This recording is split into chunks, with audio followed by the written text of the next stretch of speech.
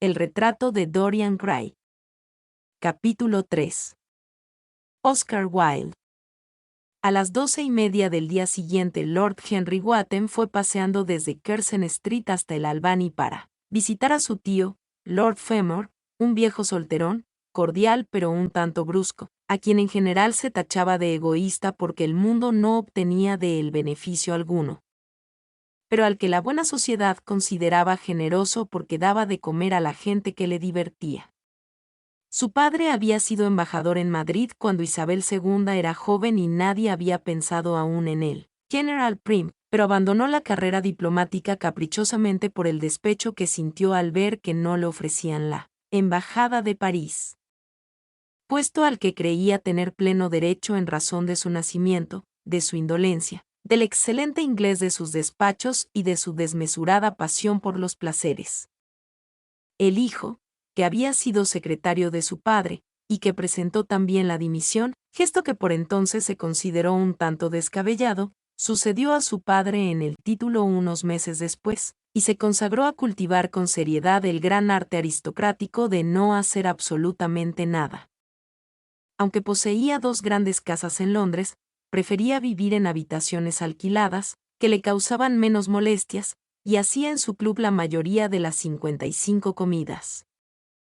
Se preocupaba algo de la gestión de sus minas de carbón en las Midlands, y se excusaba de aquel contacto con la industria alegando que poseer minas de carbón otorgaba a un caballero el privilegio de quemar leña en el hogar de su propia chimenea. En política era conservador, excepto cuando los conservadores gobernaban, periodo en el que los insultaba sistemáticamente, acusándolos de ser una pandilla de radicales. Era un héroe para su ayuda de cámara, que lo tiranizan, y un personaje aterrador para la mayoría de sus parientes, a quienes él, a su vez, tiraniza. Era una persona que solo podía haber nacido en Inglaterra, y siempre afirmaba que el país iba a la ruina. Sus principios estaban anticuados, pero se podía decir mucho en favor de sus prejuicios. Cuando Lord Henry entró en la habitación de su tío, lo encontró vestido con una tosca chaqueta de casa, fumando un cigarro habano y refunfuñando mientras leía The Times. «Vaya, Harry», dijo el anciano caballero, «que te ha hecho salir tan pronto de casa». Creía que los dandis no se levantaban hasta las 2 y que no aparecían en público hasta las 5. Puro afecto familiar, tío George, te lo aseguro. Quiero pedirte algo. Dinero, imagino, respondió Lord Fermor, torciendo el gesto. Bueno, siéntate y cuéntamelo todo.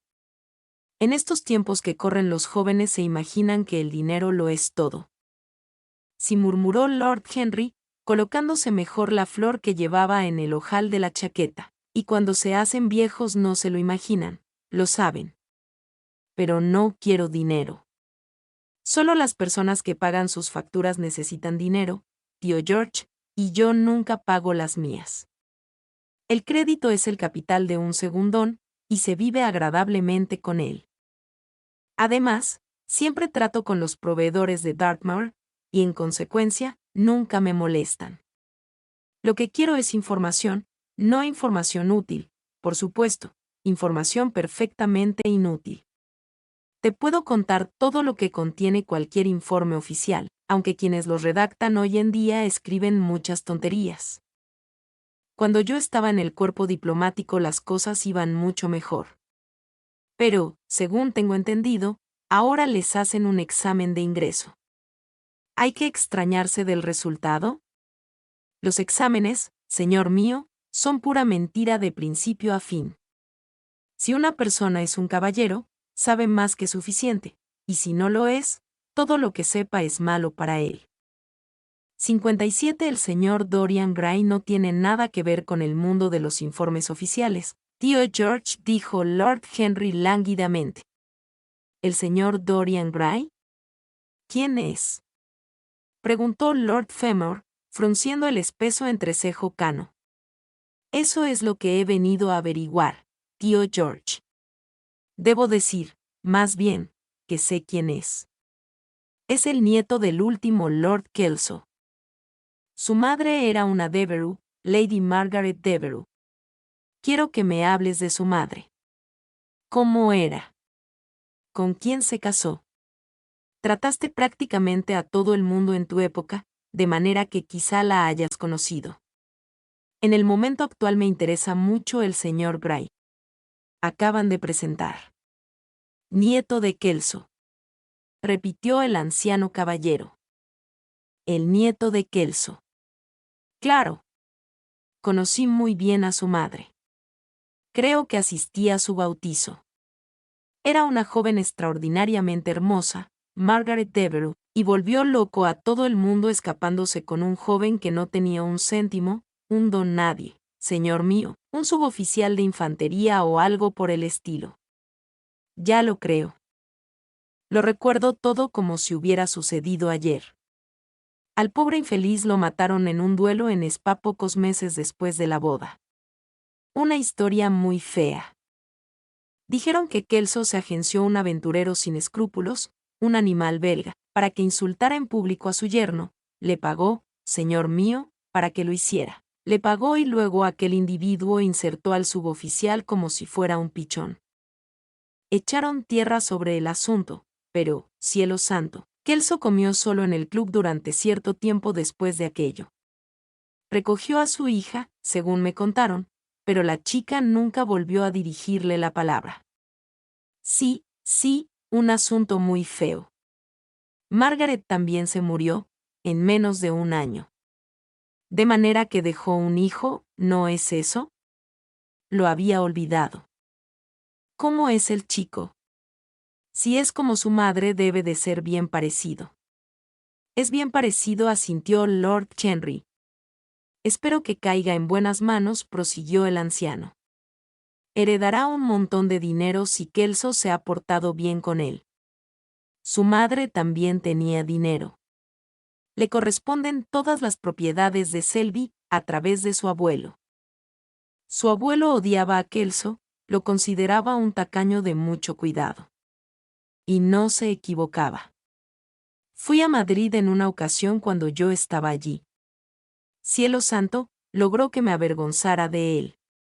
La reina me preguntaba quién era el noble inglés que siempre se peleaba con los cocheros por el precio de las carreras. Menuda historia. Pasé un mes sin aparecer por la corte. Confío en que tratara a su nieto mejor que a los cocheros de alquiler. No lo sé, respondió Lord Henry. Imagino que al chico no le faltará de nada. Todavía no es mayor de edad. Sé que Selby es suyo, lo sé porque me lo ha dicho él. ¿Y su madre, entonces, era muy hermosa? Margaret Devereux era una de las criaturas más encantadoras que he visto nunca, Harry. Que la impulsó a comportarse como lo hizo es algo que nunca entenderé. Podría haberse casado con quien hubiera querido. Carlington estaba loco por ella. Pero era una romántica. Todas las mujeres de esa familia lo han sido.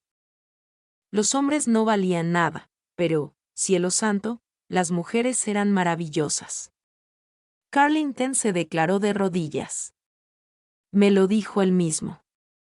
Margaret Devereux se rió de él, y no había por entonces una chica en Londres que no quisiera pescar.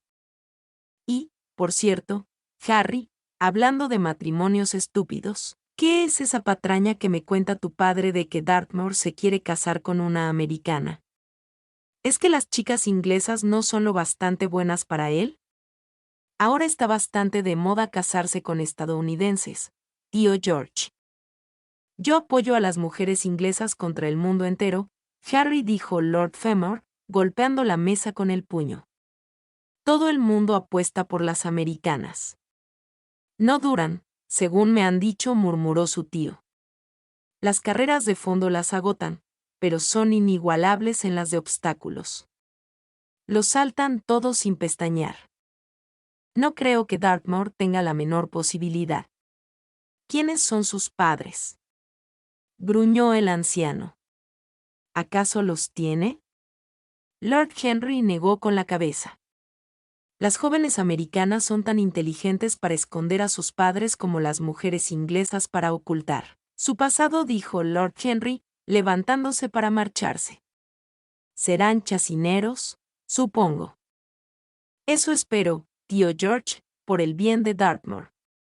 Me dicen que la chacinería es una de las profesiones más lucrativas de los Estados Unidos, después de la política. ¿Es bonita esa muchacha? Se comporta como si fuese hermosa. La mayoría de las americanas lo hacen. Es el secreto de su encanto. ¿Por qué no se quedan en su país? Siempre nos están diciendo que es el paraíso de las mujeres. Lo es. Esa es la razón de que, como Eva, estén tan excesivamente ansiosas de abandonarlo, dijo Lord Henry. Adiós, tío George. Gracias por darme la información que quería. Me gusta saberlo todo sobre mis nuevos amigos y nada sobre los viejos. ¿Dónde almuerzas hoy, Harry? En casa de tía Agatha. He hecho que me invite, junto con el señor Gray, que es su último protege. Mem. Dile a tu tía Agatha, Harry, que no me moleste más con sus empresas caritativas. Estoy harto. Caramba, la buena mujer cree que no tengo nada mejor que hacer que escribir cheques para sus estúpidas ocurrencias. De acuerdo, tío George, se lo diré, pero no tendrá ningún efecto. Las personas filantrópicas pierden toda noción de humanidad.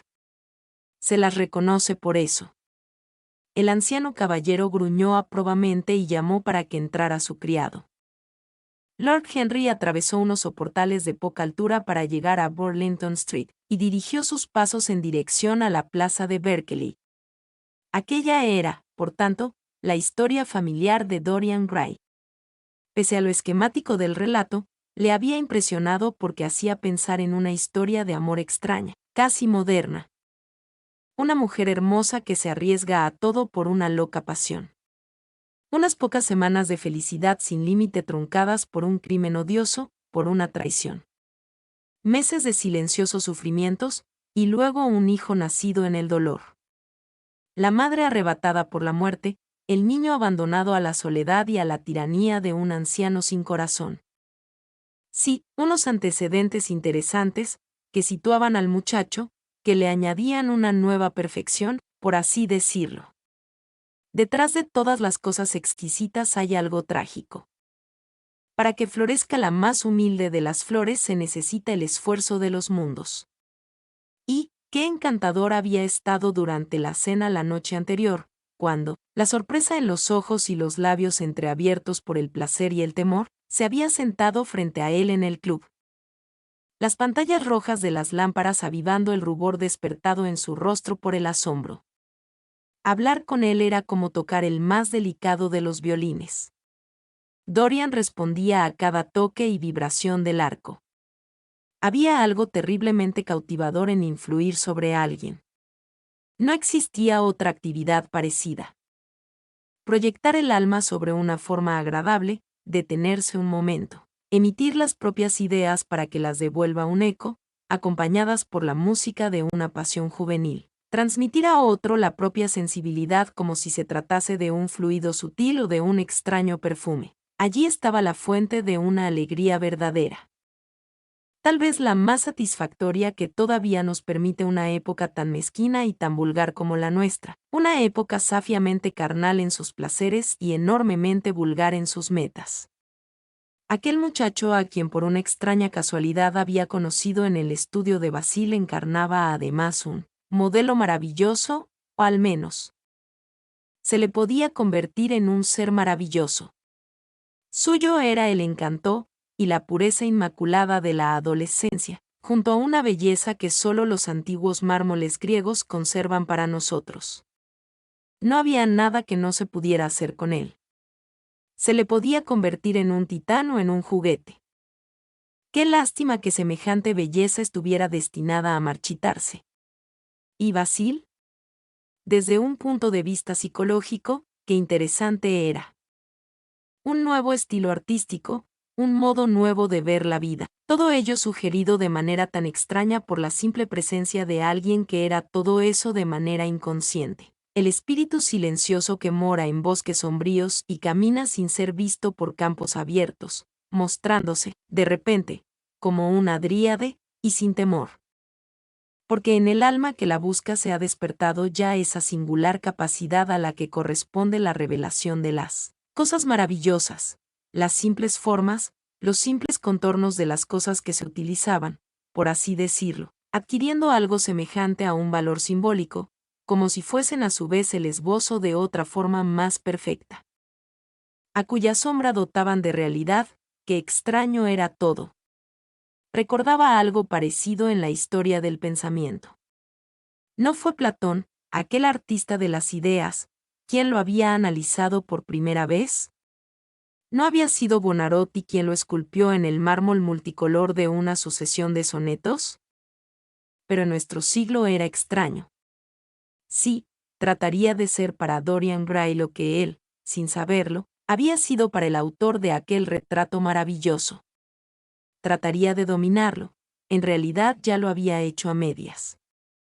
Haría suyo aquel espíritu maravilloso. Había algo fascinante en aquel hijo del amor y de la muerte. De repente, Lord Henry se detuvo y contempló las casas que lo rodeaban. Se dio cuenta de que había dejado atrás la de su tía y, sonriendo, volvió sobre sus pasos. Cuando entró en el vestíbulo, un tanto sombrío, el mayordomo le hizo saber que los comensales ya se habían sentado a la mesa. Entregó el sombrero y el bastón a uno de los lacayos y pasó al comedor. Tarde como de costumbre, exclamó su tía, reprendiéndolo con un movimiento de cabeza. Lord Henry inventó una excusa banal, y después de acomodarse en el sitio vacío al lado de Lady Agatha, miró a su alrededor para ver a los invitados. Dorian Gray le hizo una tímida inclinación de cabeza desde el extremo de la mesa, apareciendo en sus mejillas un rubor de satisfacción. Frente a él tenía a la duquesa de Harley, una dama con un carácter y un valor admirables, muy querida por todos los que la conocían, y con las amplias proporciones arquitectónicas a las que los historiadores contemporáneos, cuando no se trata de duquesas, dan el nombre de corpulencia. A su derecha estaba sentado Sir Thomas Verden, miembro radical del Parlamento, que seguía a su líder en la vida pública y a los mejores cocineros en la privada, cenando con los conservadores y pensando con los liberales, según una regla tan prudente como bien conocida.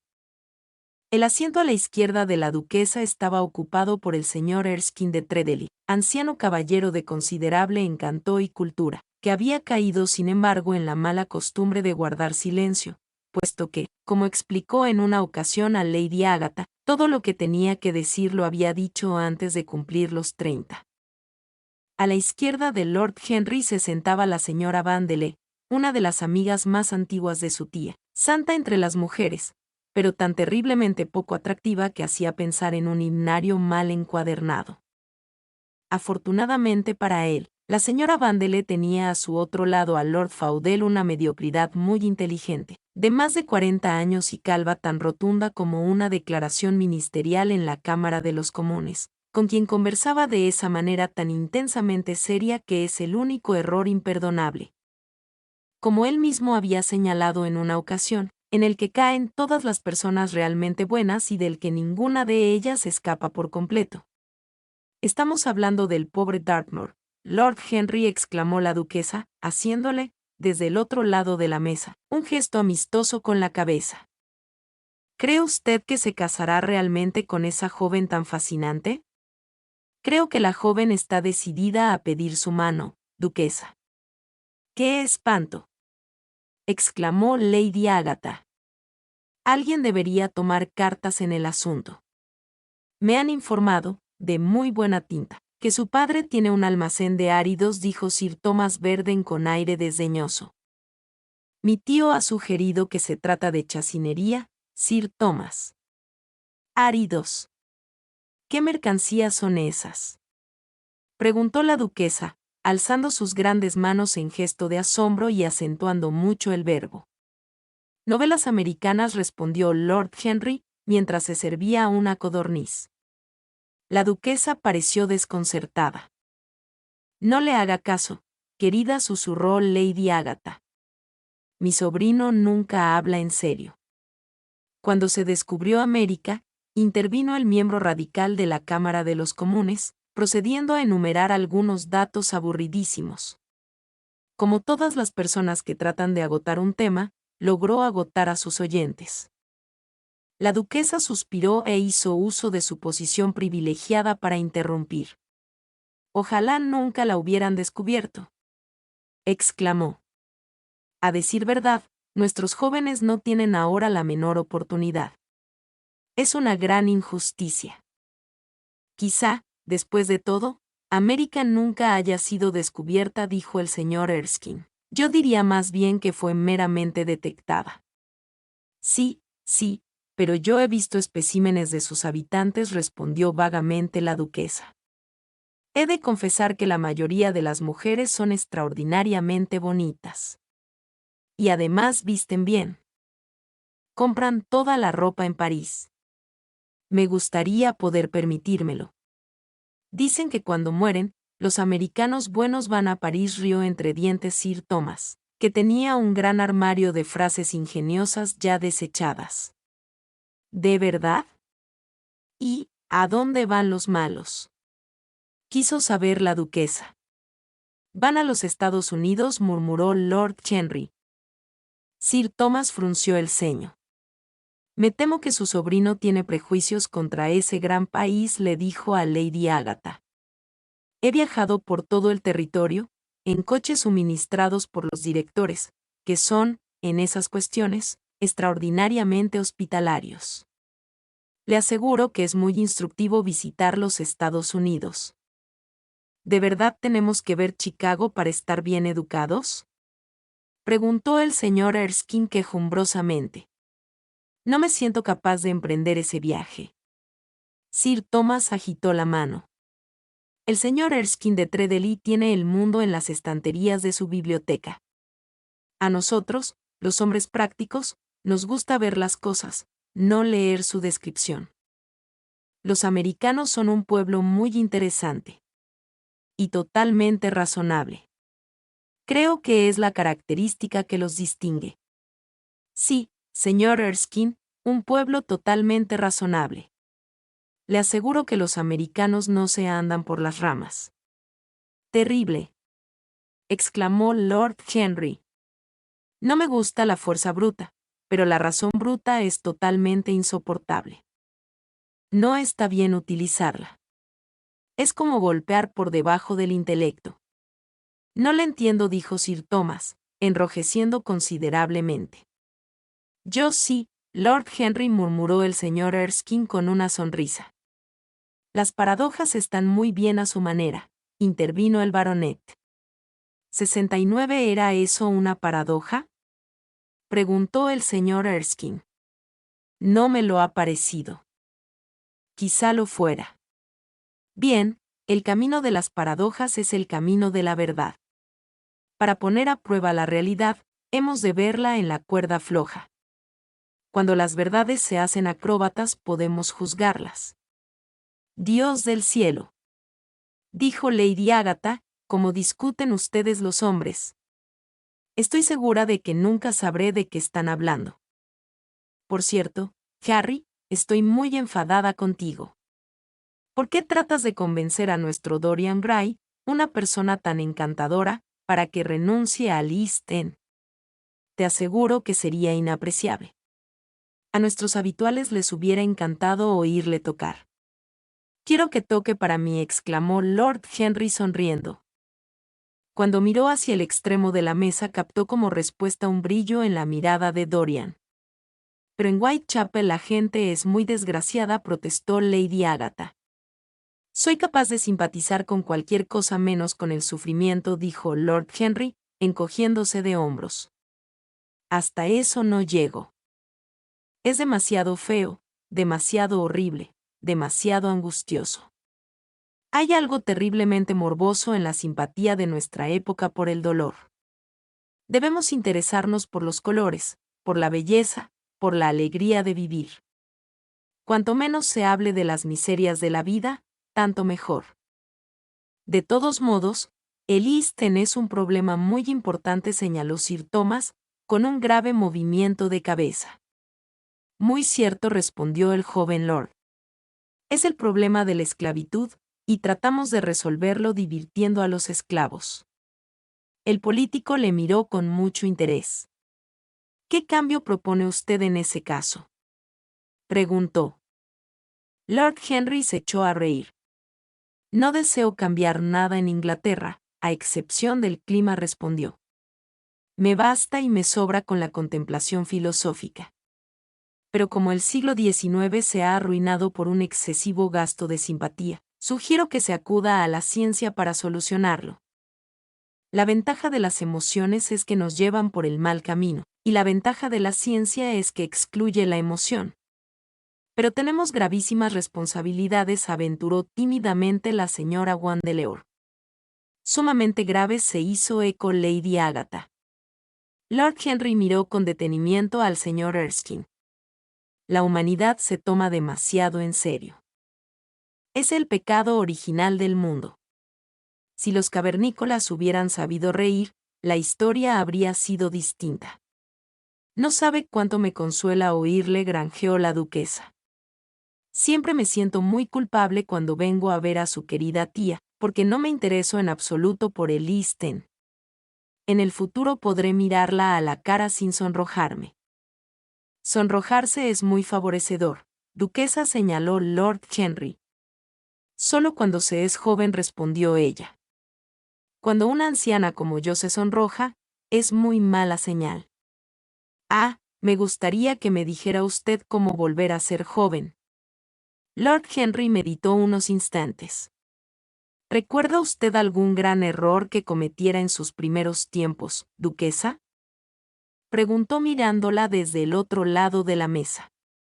Muchos, por desgracia, exclamó ella. Pues vuelva a cometerlos, dijo él con gravedad. Para recuperar la juventud, basta con repetir las mismas locuras. Deliciosa teoría, exclamó ella. He de ponerla en práctica. Una teoría peligrosa, dijo Sir Thomas, con la boca tensa. Lady Agatha movió desaprobatoriamente la cabeza, pero la idea le pareció de todos modos divertida. El señor Erskine escuchaba. Si continuó el joven lord, se trata de uno de los grandes secretos de la vida. En la actualidad la mayoría de la gente muere de una indigestión de sentido común y descubre cuando ya es demasiado tarde que lo único que nunca lamentamos son nuestros errores. Se oyeron risas en torno a la mesa. Lord Henry jugó con la idea, animándome cada vez más, la lanzó al aire y la transformó, la dejó escapar y volvió a capturarla, la adornó con todos los fuegos de la fantasía y le dio alas con la paradoja. El elogio de la locura, mientras Lord Henry proseguía, se elevó hasta las alturas de la filosofía, y la filosofía misma se hizo joven, y contagiada por la música desenfrenada del placer, vestida, cabría imaginar, con su túnica manchada de vino y una guirnalda de yedra. Danzó como una bacante sobre las colinas de la vida y se burló del plácido Sileno por su sobriedad. Los hechos huyeron ante ella como asustados animalitos del bosque.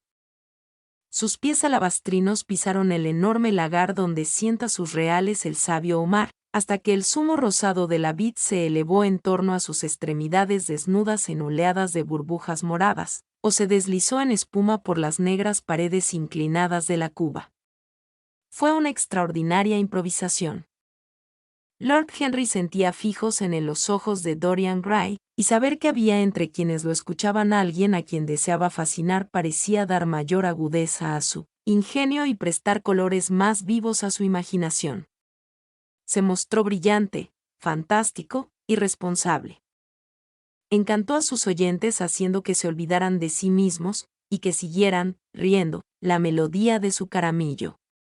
Dorian Gray nunca apartó de él los ojos, y permaneció inmóvil como si estuviera encantado, sucediendo la sonrisa sobre sus labios, mientras el asombro, en el fondo de sus ojos, adopta una pensativa gravedad. Finalmente, cubierta con la librea de la época, la realidad entró en la estancia en forma de lacayo para decir que a la duquesa la esperaba su coche. La noble señora se retorció las manos con fingida desesperación. ¡Qué fastidio! exclamó. He de marcharme. Tengo que recoger a mi marido en el club para llevarlo a Willis Rooms, donde debe presidir no sé qué absurda reunión. Si llego tarde se enfurece, sin duda, y no puedo exponerme a una escena con este sombrero. Es demasiado frágil. Una palabra dura acabaría con él. No, he de irme, mi querida Agatha. Hasta la vista, Lord Henry, es usted absolutamente delicioso y terriblemente desmoralizador. Desde luego, no sabría qué decir sobre sus ideas. Tiene que venir a cenar con nosotros una de estas noches. ¿El martes? ¿Está usted libre el martes? Por usted, duquesa, ¿de quién no prescindiría yo?, respondió Lord Henry, con una inclinación de cabeza. Ah. Muy amable y muy cruel por su parte, exclamó la duquesa, pero no se olvide de venir, y abandonó la habitación seguida por Lady Agatha y las otras damas. Cuando Lord Henry se había sentado de nuevo, el señor Erskine, dando la vuelta a la mesa y colocándose a su lado, le puso una mano en el brazo.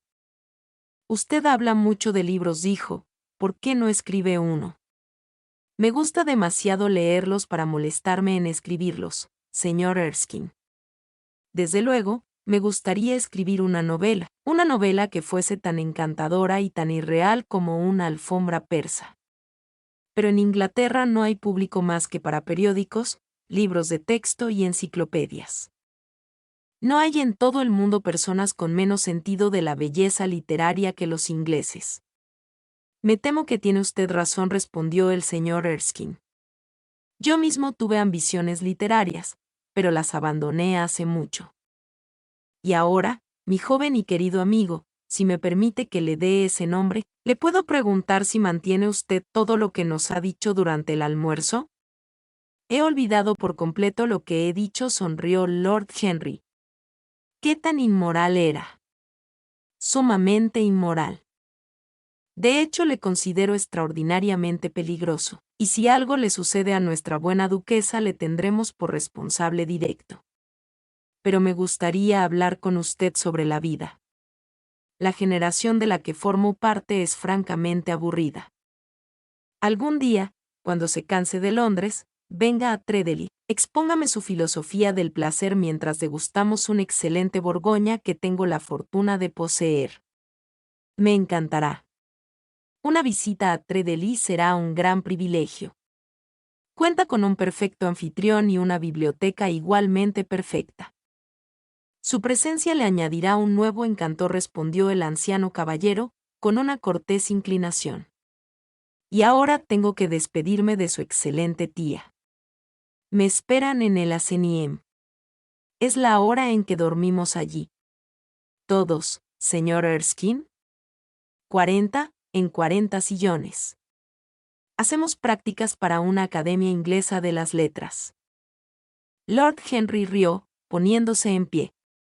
Me voy al parque, exclamó. Al atravesar la puerta, Dorian Gray le tocó en el brazo. Permítame ir con usted, murmuró. Creía que le había prometido a Basil Hallward que iría usted a verlo, respondió Lord Henry. Prefiero ir con usted, sí, siento que debo ir con usted. Permítame. Y prometa hablarme todo el tiempo. Nadie lo hace tan bien. Ah. Ya he hablado más que suficiente por hoy, dijo Lord Henry, sonriendo. Todo lo que quiero ahora es mirar la vida. Puede usted venir y mirarla conmigo, si lo tiene a bien. Cierta tarde, un mes después, Dorian Gray estaba recostado en un lujoso sillón, en la pequeña biblioteca de la casa de Lord Henry en Mayfair. Se trataba, en su estilo, de una habitación muy agradable, con alto revestimiento de madera de roble color oliva, friso de color crema, techo de escayola y alfombra de fieltro color ladrillo, sobre la que se habían extendido otras alfombras persas de seda, más pequeñas, con largos flecos. En una diminuta mesa de madera de satín había una estatuilla obra de Clodion, y junto a ella, un ejemplar de Les Cent Novels, encuadernado para Margarita de Valois por Clovis Sebe y adornado con las margaritas que la reina había elegido, como emblema. Algunos grandes jarrones de porcelana azul con tulipanes de colores abigarrados ocupaban la repisa de la chimenea, y a través de los emplomados rectángulos de cristal de la ventana, se derramaba la luz de color albaricoque de un día de verano en Londres. Lord Henry no había vuelto aún. Siempre se retrasaba por principio, ya que, en su opinión, la puntualidad es el ladrón del tiempo. De manera que el muchacho parecía bastante enfurruñado mientras con una mano distraída pasaba las páginas de una edición de Manon Lescaut, suntuosamente ilustrada, que había encontrado en una de las estanterías. El solemne y monótono tic-tac del reloj Luis XIV le molestaba. Una o dos veces pensó en marcharse. Finalmente oyó pasos fuera y abrió la puerta. «¿Qué tarde llegas, Harry?», murmuró. «Me temo que no se trata de Harry», señor Gray, respondió una voz muy aguda.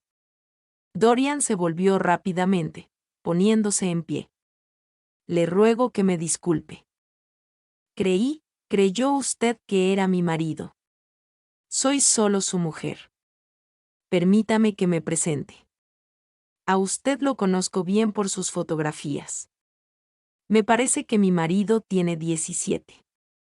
No, Lady Waiting, no 17. 18, entonces. Y los vi juntos la otra noche en la ópera. Rió con nerviosismo mientras hablaba, contemplándose con sus ojos azules, un poco vagos, de nombre inolvidables. Era una mujer curiosa, cuyos vestidos siempre daban la impresión de haber sido diseñados en el cólera y utilizados en la tempestad.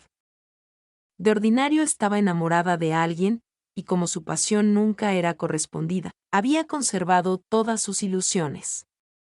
Trataba de conseguir una apariencia pintoresca, pero solo conseguía dar sensación de desaseo. Se llamaba Victoria y tenía la manía perseverante de ir a la iglesia. Se trataba de Lohengrin, si no recuerdo mal. Sí, era mi querido Lohengrin. La música de Wagner me gusta más que ninguna otra. Es tan ruidosa que se puede hablar todo el tiempo sin que otras personas oigan lo que se dice. Eso es una gran ventaja, ¿no le parece, señor Gray? La misma risa, nerviosa y entrecortada, se escapó de los delgados labios, y sus dedos empezaron a jugar con un abrecartas de carey. Dorian sonrió y negó con la cabeza. «Me temo que no estoy de acuerdo, Lady Waiting. Nunca hablo cuando suena la música, al menos, si se trata de buena música.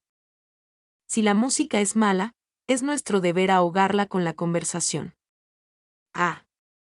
Esa es una de las ideas de Harry, ¿no es así, señor Gray?» «Siempre oigo las ideas de Harry de labios de sus amigos. Es así como me entero de que existen. Pero no debe usted pensar que no me gusta la buena música. La adoro, pero me da miedo. Me pone demasiado romántica. Sencillamente, venero a los pianistas, dos a la vez, en algunas ocasiones», me dice Harry. «No sé qué es lo que tienen. Quizá el ser extranjeros. Todos lo son, ¿no es cierto? Incluso los que han nacido en Inglaterra se convierten en extranjeros con el tiempo, ¿no le parece? ¡Qué habilidad la suya! Y para el arte, ¡qué excelente cumplido! La hace sumamente cosmopolita, ¿verdad? ¿No ha estado usted nunca en alguna de mis fiestas, señor Gray? Tiene que venir.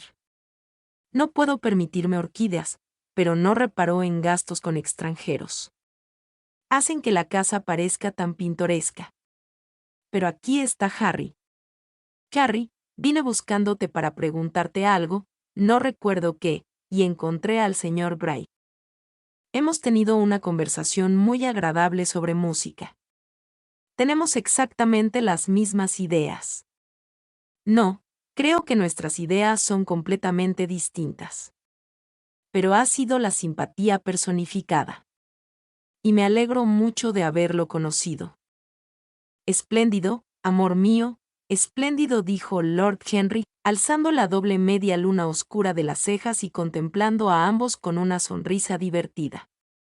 Siento llegar tarde, Dorian.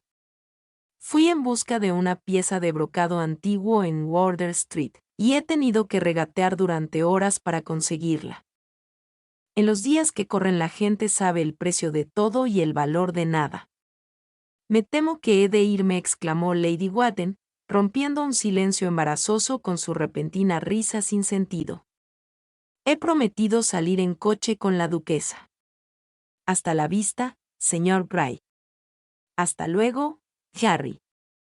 81. Imagino que cenas fuera. Yo también. Quizá te vea en casa de Lady Thornbury. Imagino que sí, querida mía. Lord Henry cerró la puerta tras ella, cuando, con el aspecto de un ave del paraíso que se hubiera pasado toda la noche bajo la lluvia, salió revoloteando de la habitación, dejando un leve olor a tarta de almendras. Luego encendió un cigarrillo y se dejó caer en el sofá. Nunca te cases con una mujer con el pelo de color pajizo, Dorian dijo después de lanzar unas cuantas bocanadas de humo. ¿Por qué, Harry? Porque son muy sentimentales. Pero a mí me gusta la gente sentimental. No te cases, Dorian. Los hombres se casan porque están cansados, las mujeres, porque sienten curiosidad. Unos y otras acaban decepcionados. Creo que no es probable que me case, Harry. Estoy demasiado enamorado. Este es uno de tus aforismos. Lo estoy poniendo en práctica, y hago todo lo que recomiendas. ¿De quién te has enamorado?, preguntó Lord Henry, después de una pausa. De una actriz, dijo Dorian Gray, ruborizándose. Lord Henry se encogió de hombros. Es un debut bastante corriente. No dirías eso si la vieras, Harry. ¿Quién es? Se llama Sybil Vane. Nunca he oído hablar de ella. Nadie ha oído. Pero todo el mundo oirá algún día. Es un genio. Mi querido muchacho, ninguna mujer es un genio. Las mujeres son un sexo decorativo. Nunca tienen nada que decir, pero lo dicen encantadoramente. Representan el triunfo de la materia sobre la mente, de la misma manera que los hombres representan el triunfo de la mente sobre la moral. ¿Cómo puedes decir una cosa así, Harry? Mi querido Dorian, no es más que la verdad. Estoy analizando a las mujeres en el momento actual, de manera que debo saberlo. No es un tema tan abstruso como yo pensaba. Descubro que, en último extremo, solo hay dos clases de mujeres, las corrientes y las que se pintan. Las primeras son muy útiles.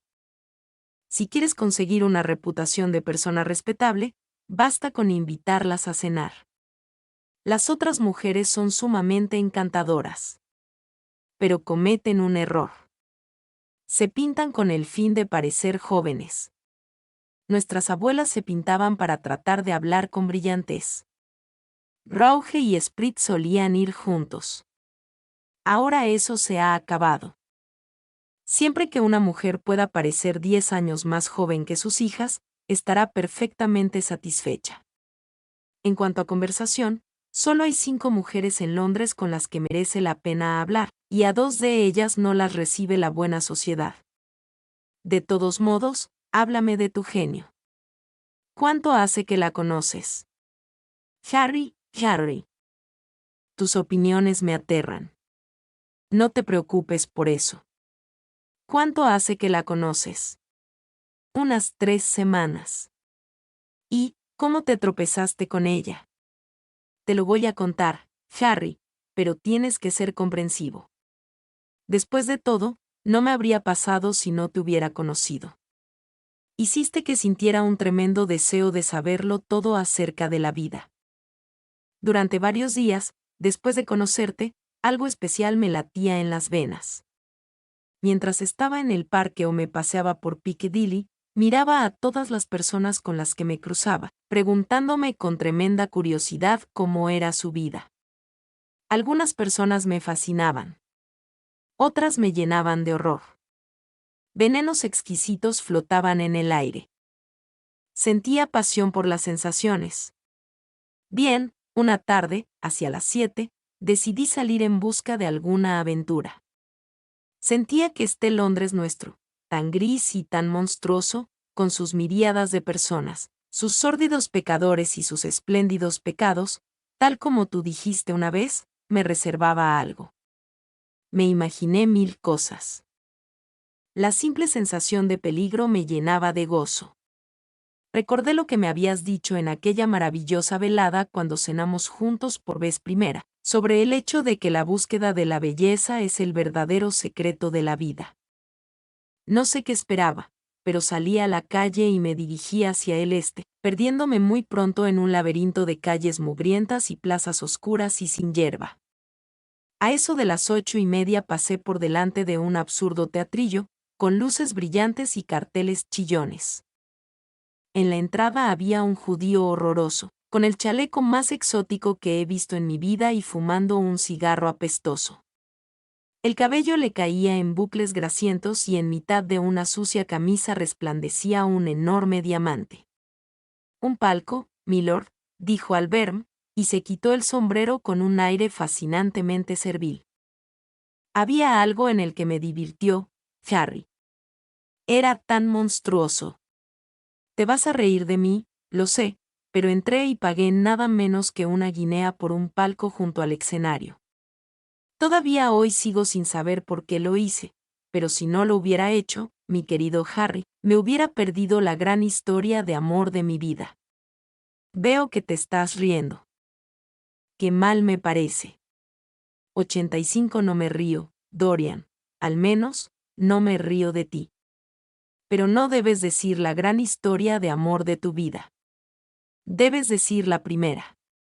Siempre te querrán, y tú siempre estarás enamorado del amor.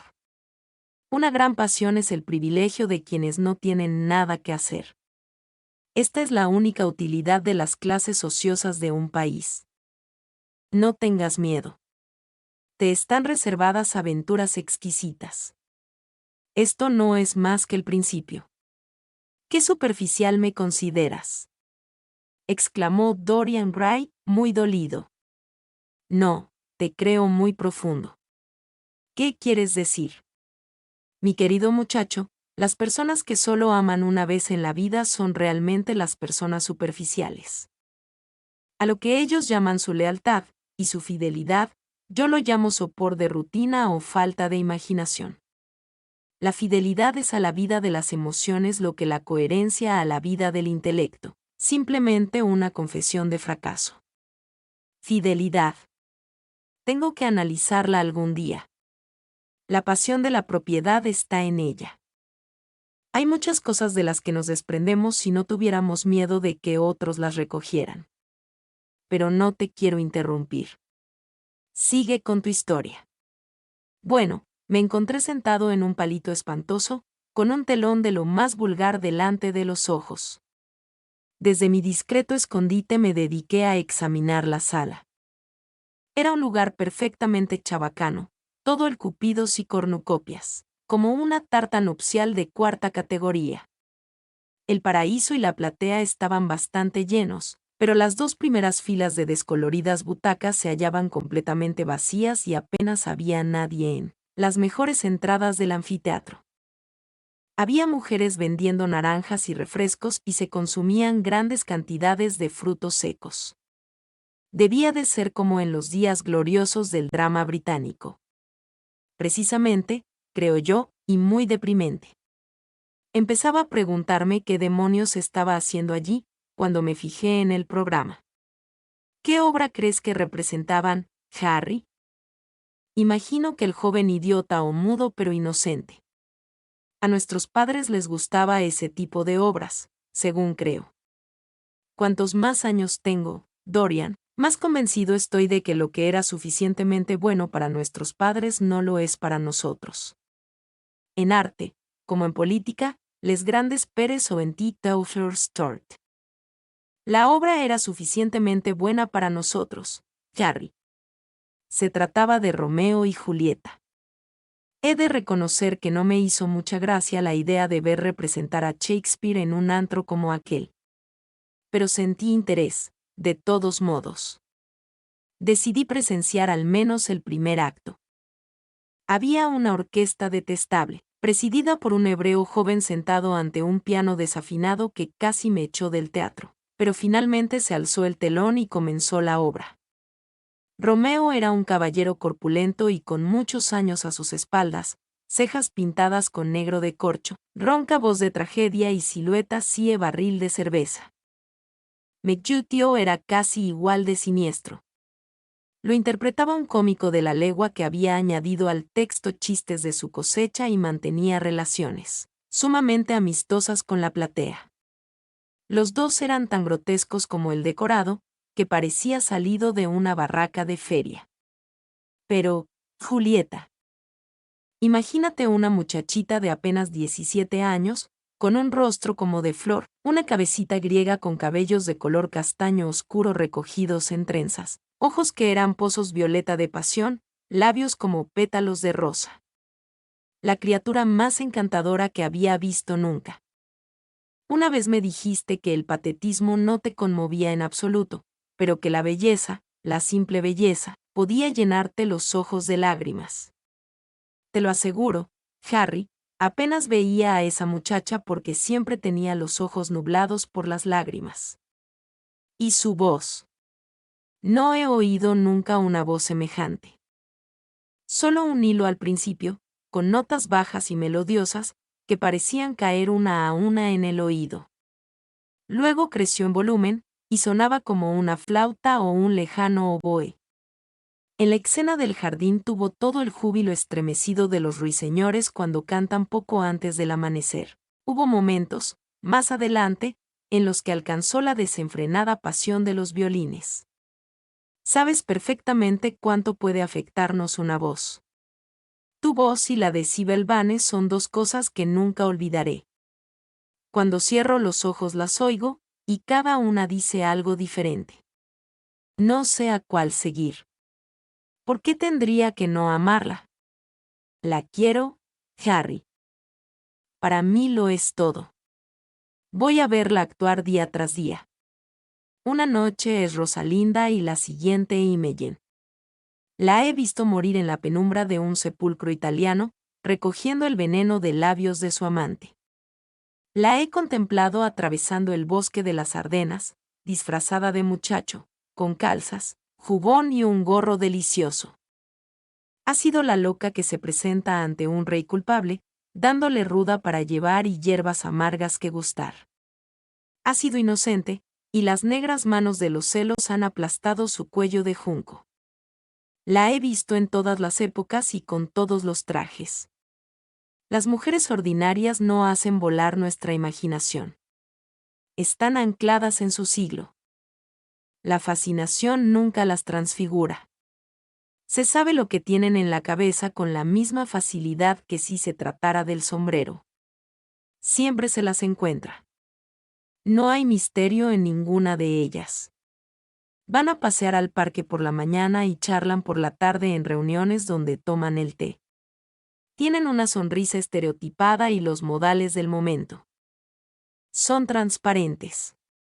Pero una actriz. Qué diferente es una actriz, Harry. ¿Por qué no me dijiste que la única cosa merecedora de amor es una actriz? Porque he querido a demasiadas, Dorian. Sí, claro, gente horrible con el pelo teñido y el rostro pintado. No desprecies el pelo teñido y los rostros pintados. En ocasiones tienen un encanto extraordinario, dijo Lord Henry. Ahora quisiera no haberte contado nada sobre Sibel Vane. No hubieras podido evitarlo, Dorian. A lo largo de tu vida me contarás todo lo que hagas. Tienes razón, Harry, creo que estás en lo cierto. No puedo dejar de contarte las cosas. Tienes una curiosa influencia sobre mí. Si alguna vez cometiera un delito, vendría a confesárselo. Tú lo entenderías. Personas como tú, los caprichosos rayos de sol de la vida, no delinquen. Pero, de todos modos, te quedo muy agradecido por ese cumplido. Y ahora dime, alcánzame las cerillas, como un buen chico, gracias. ¿Cuáles son tus relaciones actuales con Sybil Vane? Dorian Gray se puso en pie de un salto, las mejillas encendidas y los ojos echando fuego. Harry.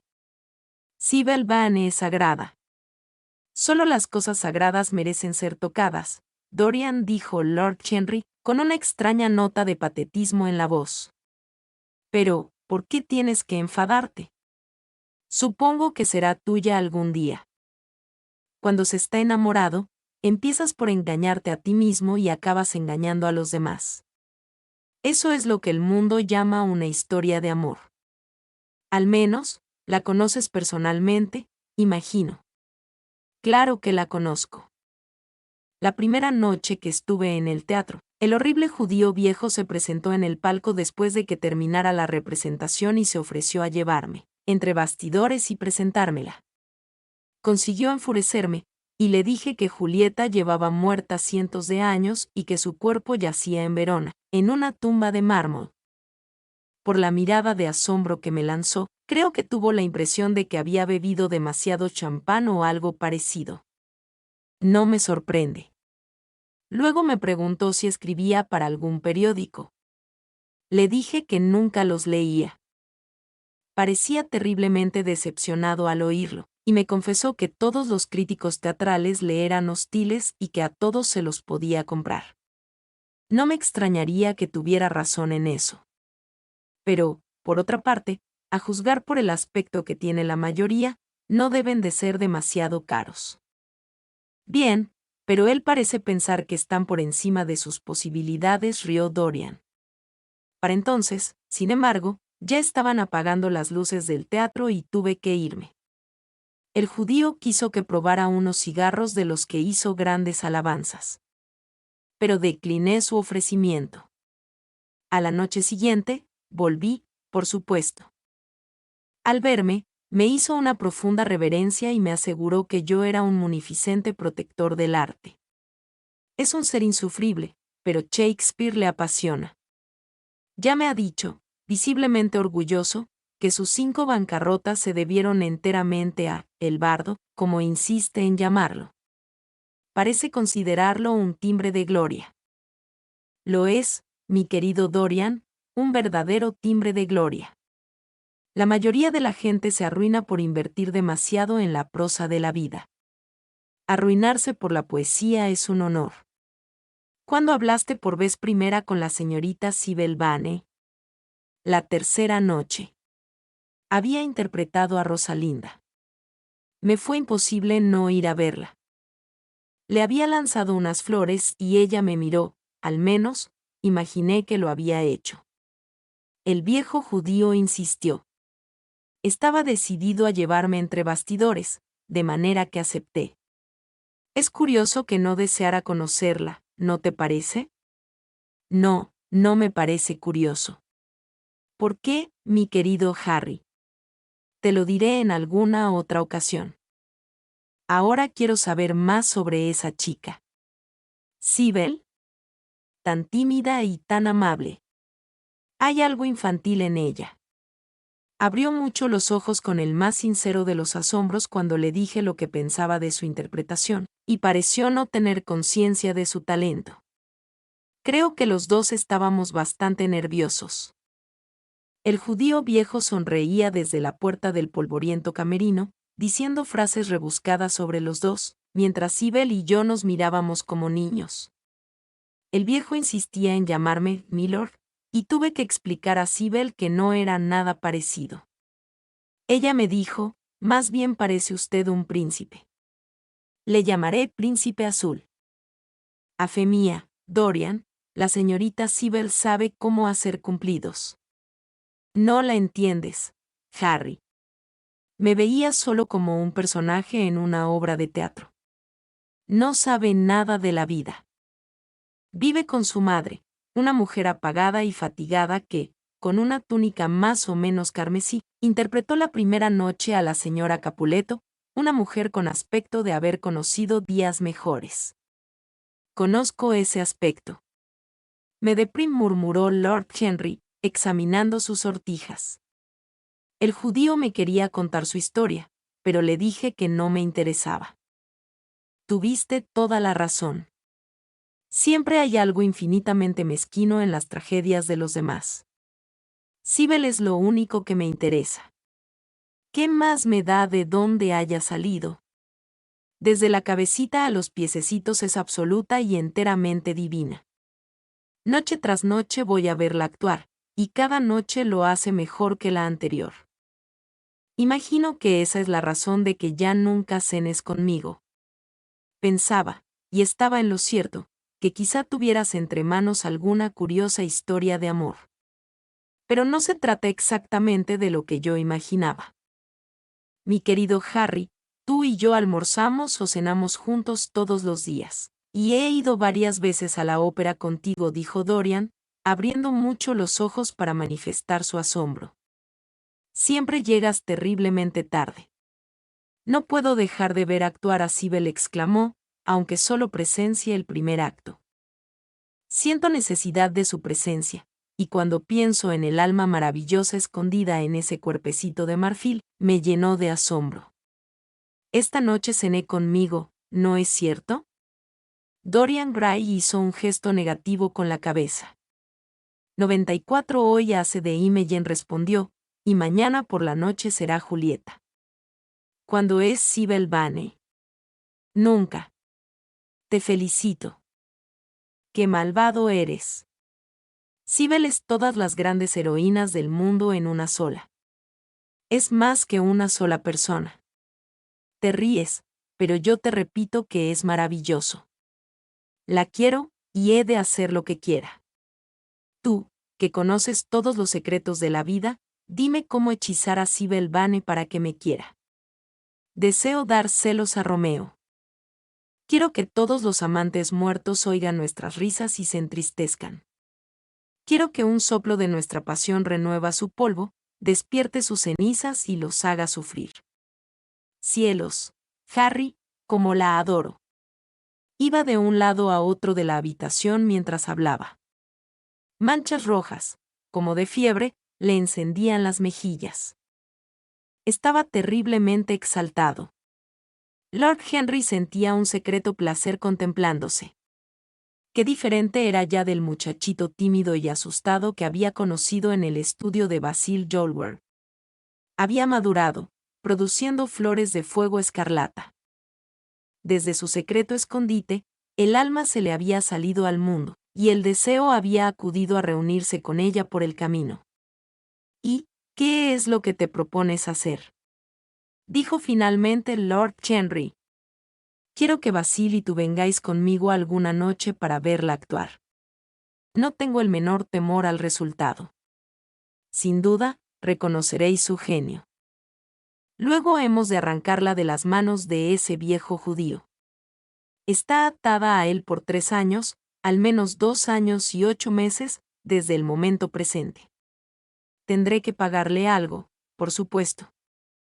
Cuando todo esté arreglado, la traeré a algún teatro del West End y la presentaré como es debido. Enloquecerá al mundo como me ha enloquecido a mí. Eso es imposible, amigo mío. Lo hará. No solo hay en ella arte e instinto consumados, también tiene personalidad. Y tú me has dicho a menudo que son las personalidades, no los principios, lo que mueve nuestra época.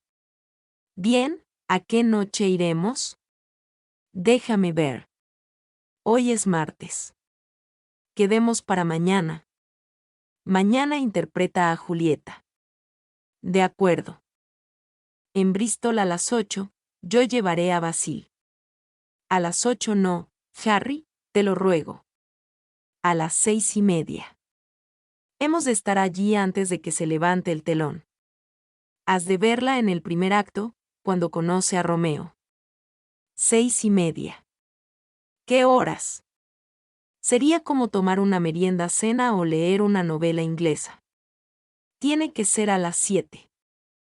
Ningún caballero cena antes de las 7. ¿He de ver a Basil de aquí a mañana? ¿O bastará con que le escriba? El bueno de Basil. Hace una semana que no le pongo la vista encima.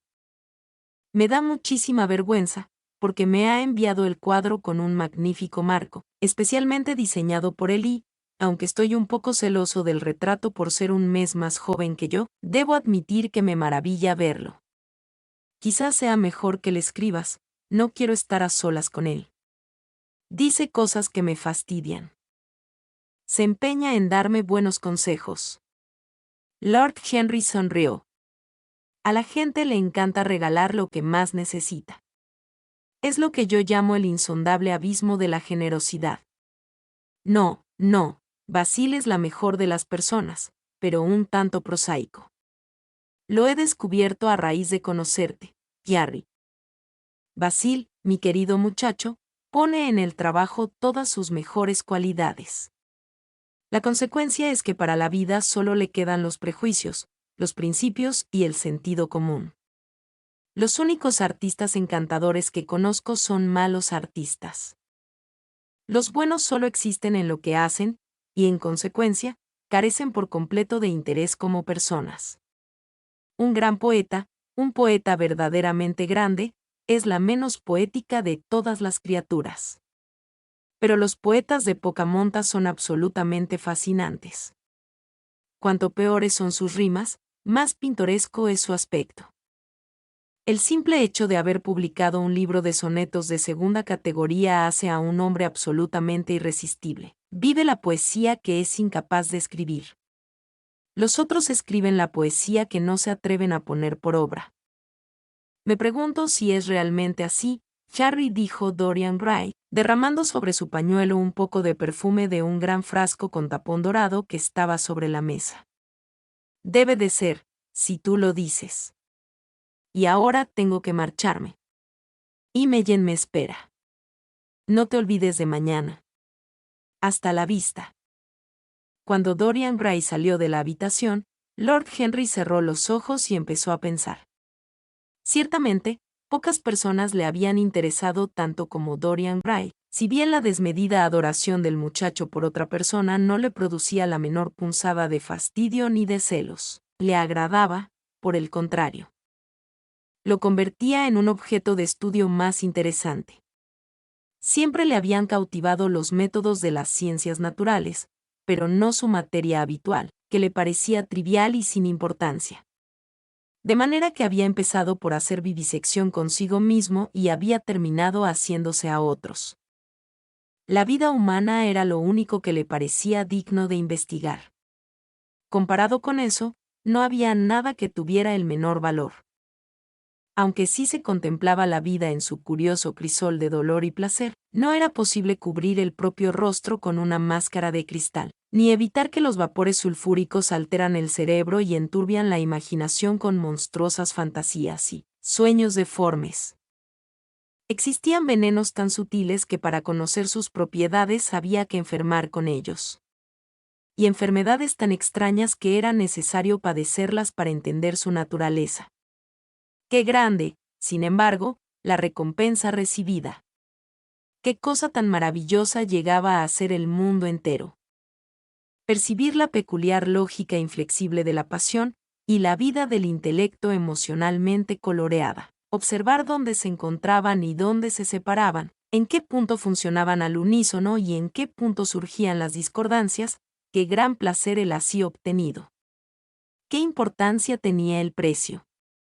Nunca se pagaba demasiado por las sensaciones.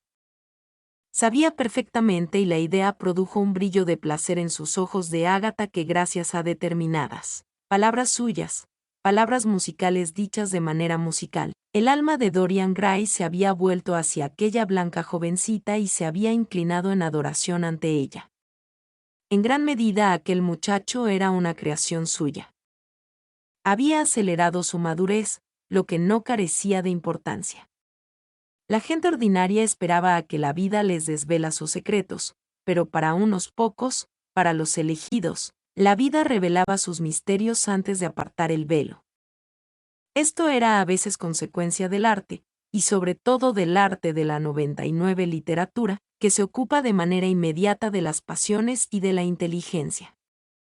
Pero de cuando en cuando una personalidad compleja ocupaba su sitio y asume las funciones del arte, y era, de hecho, a su manera, una verdadera obra de arte, porque, al igual que la poesía, la escultura o la pintura, la vida cuenta con refinadas obras maestras. Sí, el adolescente era precoz. Estaba recogiendo la cosecha todavía en primavera. Tenía dentro de sí el latido y la pasión de la juventud, pero empezaba a reflexionar sobre todo ello. Fue delicioso contemplarlo. Con su hermoso rostro y su alma igualmente hermosa, era un motivo de asombro. Daba lo mismo cómo terminará todo o cómo estuviese destinado a terminar. Era como una de esas figuras llenas de encanto en una cabalgata o en una obra de teatro, cuyas alegrías nos parecen muy lejanas, pero cuyos pesares despiertan nuestro sentido de la belleza, y cuyas heridas son como rosas rojas. Alma y cuerpo, cuerpo y alma, qué misteriosos eran. Había animalismo en el alma, y el cuerpo tenía sus momentos de espiritualidad. Los sentidos podrían refinarse y la inteligencia se. ¿Quién podía decir dónde cesaba el impulso carnal o empezaba el psíquico? Qué superficiales eran las arbitrarias definiciones de los psicólogos ordinarios. Y, sin embargo, qué difícil pronunciarse entre las afirmaciones de las distintas escuelas. ¿Era el alma un fantasma que habitaba en la casa del pecado? ¿O el cuerpo se funde realmente con el alma, como pensaba Giordano Bruno? La separación entre espíritu y materia era un misterio, y la unión del espíritu con la materia también lo era. Empezó a preguntarse si alguna vez se conseguiría hacer de la psicología una ciencia tan exacta que fuese capaz de revelarnos hasta el último manantial de la vida. Mientras tanto, siempre nos equivocamos sobre nosotros mismos y raras veces entendemos a los demás. La experiencia carece de valor ético. Es sencillamente el nombre que dan los hombres a sus errores. Por regla general, los moralistas la consideran una advertencia, reclaman para ella cierta eficacia ética en la formación del carácter, la alaban como algo que nos enseña qué camino hemos de seguir y qué abismos evitar. Pero la experiencia carece de fuerza determinante. Tiene tan poco de causa activa como la misma conciencia. Lo único que realmente demuestra es que nuestro futuro será igual a nuestro pasado, y que el pecado que hemos cometido una vez, y con amargura, lo repetiremos muchas veces, y con alegría. Consideraba evidente que el método experimental era el único que le llevaría al análisis científico de las pasiones. Dorian Gray, por su parte, era el sujeto soñado, y parecía prometer abundantes y preciosos resultados. Su repentino e insensato amor por Sybil Vane era un fenómeno psicológico de interés nada desdeñable.